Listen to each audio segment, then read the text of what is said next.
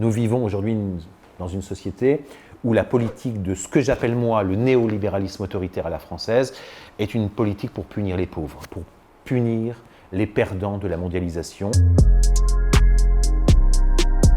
Aujourd'hui en France, septembre 2023, 38% de la population française est en précarité alimentaire, c'est-à-dire est en incapacité ou en difficulté à faire 3 repas par jour. C'est ça la réalité sociale du pays. Par contraste, également cette semaine, sont tombées les analyses des dividendes économiques donnés aux actionnaires du CAC 40 sur la partie du deuxième semestre 2023. Elle est d'environ 49 milliards d'euros, en augmentation de 10% par rapport à l'année dernière. Sachant qu'en 2021, l'augmentation, et je l'ai regardé techniquement, des salaires des grands patrons du CAC 40 est à peu près de 100%, c'est-à-dire en pleine crise Covid.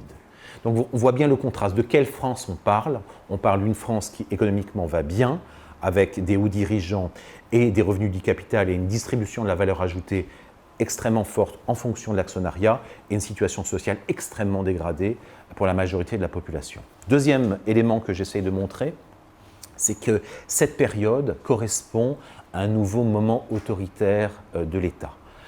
Il y a un durcissement du rapport de l'État, on le voit, à la fois un mépris des instances délibératives et représentatives avec un usage immodéré du 49.3, un maintien de l'ordre et des violences policières qui ne cessent de s'accroître et qui est dénoncé par des instances internationales à partir notamment des manifestations des Gilets jaunes par des instances sérieuses, à la fois onusiennes, Amnesty International et d'autres, un mépris du dialogue social, on l'a quand même vu sur la question des retraites, une incapacité, si vous voulez, de l'État à discuter avec des syndicats même réformistes comme la CFDT, et puis une sorte de bloc qui se constitue avec le Conseil constitutionnel qui va, je dirais, valider la loi sur la retraite alors que des millions de personnes ont manifesté démocratiquement dans la rue.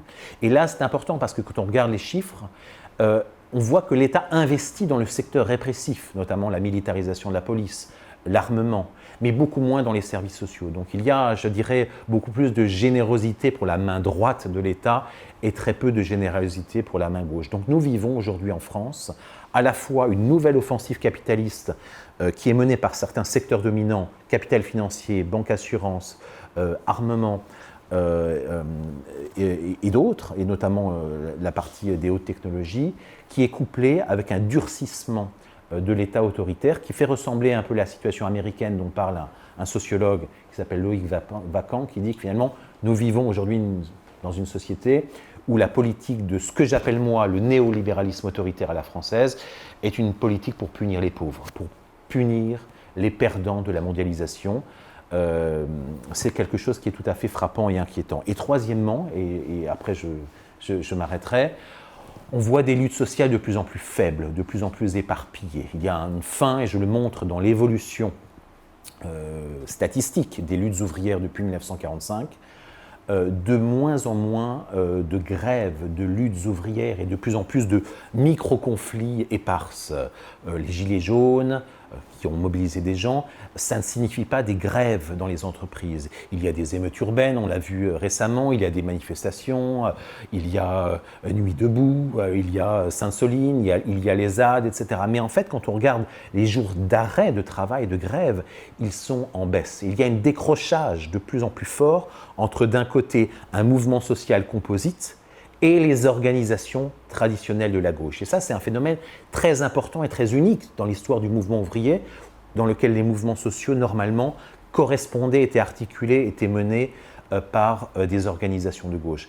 Et c'est ça, ce recul-là qui permet justement le double mouvement dont je viens de parler, c'est-à-dire à la fois un nouveau moment d'offensive capitaliste et en même temps un raidissement de l'État et du pouvoir et du secteur administratif et de la haute administration contre, je dirais, les perdants de la mobilisation. Donc il y a une sorte d'impotence aujourd'hui du mouvement social qui est plutôt inquiétante, je dirais, pour l'avenir. Et je m'arrêterai en disant un point important, c'est qu'on peut m'opposer que le conflit sur les retraites de 2023 finalement irait contre ma thèse, puisque c'est un grand mouvement massif qui a mobilisé des millions de personnes. En fait, c'est intéressant parce qu'à la fois des millions de personnes ont été catalysées dans la rue par des syndicats, mais quand on regarde le nombre de jours de grève, il est extrêmement faible.